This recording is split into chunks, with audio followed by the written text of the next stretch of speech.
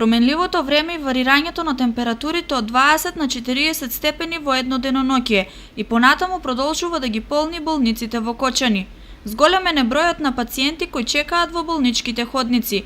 Ризично е за хронично болните, како и за старите лица и бремените жени.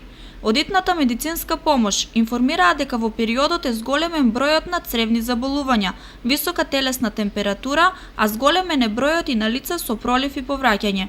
Лекарите велат дека не само децата, туку зголемен е бројот и на возрастни кои се пожалиле од ентероклити и затоа препорачуваа да се внимава на храната. Во анкетата што ја направивме утрово во итната медицинска помош, повозрастните лица најмногу се пожалија на проблеми со високиот крвен притисок. Еве крв да не зима доаѓаме тука.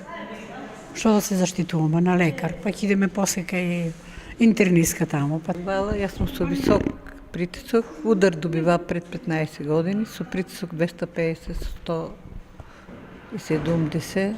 Влијае времето, валира притисокот, вртоглавица. Види на нас влијае што влијае, некош задихме фане. Загушеме до умирачка и дојде у болница, туа даат ми лекови, тоа, нова водичка, нешто. Времето влијае врз здравјето на луѓето. Сега препораките мора да ги припанеме од докторите и... Временските промени се предвидуваат и во текот на август, па несомнено е задолжително слушање на лекарските совети и препораки.